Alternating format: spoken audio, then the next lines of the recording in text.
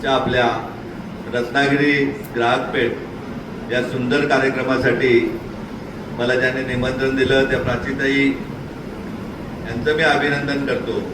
या कार्यक्रमासाठी उपस्थित असलेले आपल्या सर्वांपेक्षा जास्त तरुण आदरणीय केंद्रेकर सर, या शहराच्या नगराध्यक्षा आदरणीय सुर्वेताई, आज नुकताच निवडून आलेले आपल्या पावसरी जिल्हा परिषद गटातून ॲडव्होकेट मांडवकर साहेब, ज्यांच्या खांद्यावरती जिजाऊची धुरा आहे ते केदारजी चव्हाण आणि उपस्थित सगळ्या माझ्या भगिनी सर्वांना नमस्कार।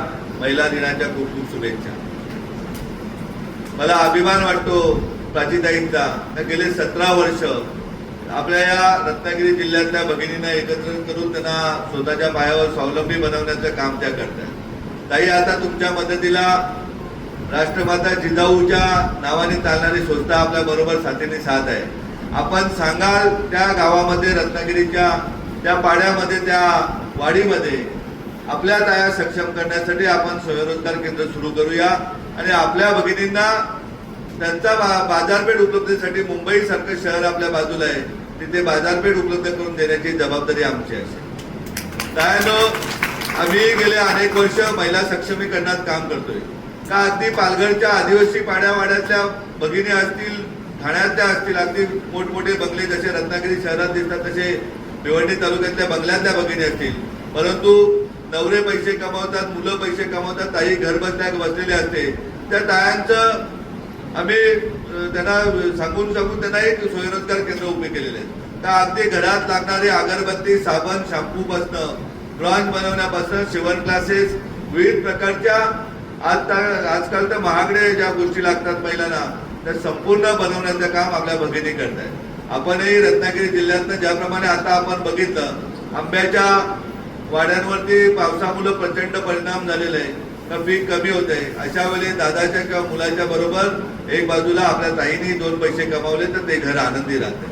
आपल्याला माहिती आहे की स्त्री काय करू शकत नाही, ज्या आपल्या राज्याला नव्हे तर देशाला 2-2 छत्रपती देणाऱ्या मासाहेब जिजाऊ, तर ज्यांनी त्या काळामध्ये मोगलांची एवढी दादागिरी सुरू असताना छत्रपती शिवाजी महाराज दिले, संभाजी राजांना संस्कार दिले, तर ज्यांनी आपल्या देशातच नव्हे तर जगामध्ये आपला महाराष्ट्र नेऊन पोहोचवला।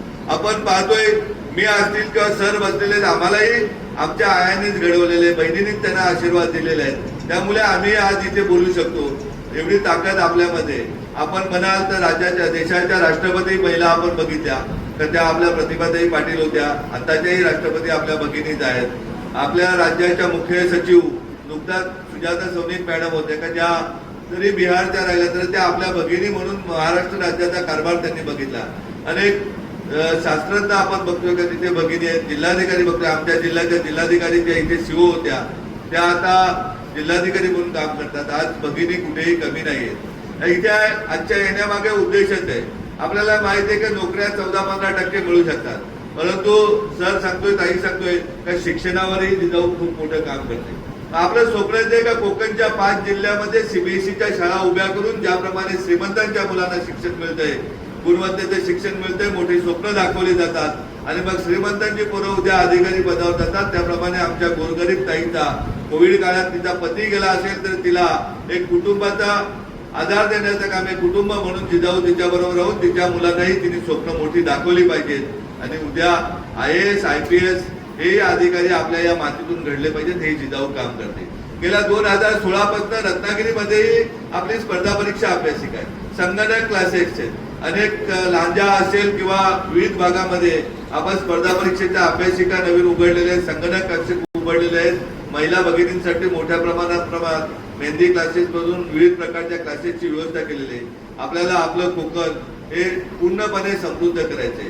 मी काल परवाच एका कार्यक्रमामध्ये सांगितलं तर कोकण अशा प्रकारे करायचे का दरवर्षी किमान 10 विद्यार्थी आपल्या या मातीतून 5 जिल्ह्यातून UPSCचे टॉपर झाले पाहिजेत। आपण पंतप्रधान होऊ माहिती नाही, परंतु पंतप्रधान कार्यालय चालवणारे विद्यार्थी या मातीतून घडले पाहिजेत। पुन्हा प्राध्यापक मधु दंडवते साहेब जन्माला येतील का नाही माहिती नाही, परंतु रेल्वे खात्याचे सचिव ही आपल्या कोकणाच्या मातीतूनच मुलगी गेली पाहिजे का, ती तिथे जाऊन आपली जी 1 लाईन आहे तिच्या 2 लाईन 3 लाईन कशा वाढवता येईल, आपली तशी प्रकारची व्यवस्था त्यांनी केली पाहिजे। कोकण हे अनेक हुतात्म्याने मग छत्रपती शिवाजी महाराजांचे लढा असेल, इंग्रजांचा लढा असेल किंवा महाराष्ट्र स्वातंत्र्याचा लढा असेल, प्रत्येक लढ्यामध्ये आपला कोकणी माणूस पुढे आहे. आता आपल्याला लढ्यामध्येच नाही किंवा कुठल्याही पक्षामध्ये जा, मारणारे आणि मरणारेही आपला कोकणी माणूस असतो. हे चित्र आम्हाला बदलायचंय. शिक्षणाने कोकण समृद्ध करायचे, आरोग्य सुविधेने कोकण समृद्ध करायचे, स्वयंरोजगाराने कोकण समृद्ध करायचे. आमच्या भगिनींच्या हातांना स्वयंरोजगार देऊन त्यांनी उद्या अंगावर आजार, मुलाकडून पैसे नाही म्हणून आजार अंगावर काढून मृत्युमुखी होण्यापेक्षा ती स्वतःच्या पायावर उभी राहून तिने मुलाला हे व्यवसायाला पैसे घेत इतकी समृद्ध आपल्याला करायचे. यासाठी मी आपल्याकडे आजच्या ताईंच्या विनंतीला मान देऊन आलेलो आहे. तर आपल्याला एकटा माणूस श्रीमंत होऊन नाही चालणार किंवा मंचावरचे 5-6 लोक आम्ही श्रीमंत होऊन नाही चालणार. तर शेवटच्या ताईला, शेवटच्या दादाला मोठं करण्याचं काम आम्हाला करायचंय. आपल्याला आपल्या विद्यार्थ्यांना स्वप्न मोठी दाखवायचे. ग्रामपंचायत पासून खासदारापर्यंत लोकशाहीने दिलेली पद्धत आहेतच, परंतु ग्रामसेवक तलाट्यापासून जिल्ह्याचा जिल्हाधिकारी, CO, SP इतकंच नाही, राज्याचा मुख्य सचिव, देशाच्या विविध प्रकारचे जे सचिव असतात तिथे आपल्याला आपला विद्यार्थी, आपला विद्यार्थिनी गेली पाहिजे. ही स्वप्न नुसती न दाखवता ती प्रत्यक्षात त्यासाठी प्लॅटफॉर्म उपलब्ध करून जिजाऊने उपलब्ध करून दिलेला आहे.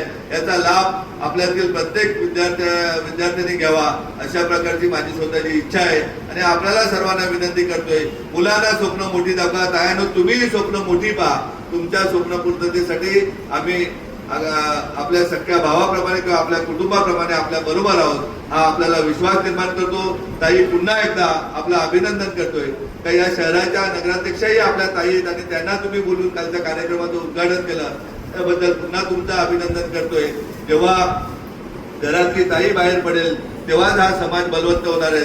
मी चायनाला गेलो होतो 10 वर्षापूर्वी. मी बघितलं का तिथल्या आपल्या भगिनी स्वयंरोजगार करून त्या प्रत्येक ठिकाणी, केदारजी बरोबर होते, प्रत्येक ठिकाणी तिथली महिला पुढे म्हणून आज चायना देशामध्ये नव्हे तर जगामध्ये 2 नंबरची ताकदवान देश आहे. आपलाही देश जर आपल्याला बलवत्तर करायचा असेल तर आपल्याला आपल्या तरुणांच्या हाताने तर स्वयंरोजगार द्यायचा आहे, परंतु आपल्या घर बसलेल्या ताईच्याही हाताला स्वयंरोजगार करून तिलाही सशक्त करूया एवढंच आजच्या महिला दिनी अपेक्षा करतोय. पुन्हा एकदा आयोजकांचं खूप खूप अभिनंदन करतोय आणि आभार मानतोय आणि थांबतोय. जय हिंद, जय महाराष्ट्र.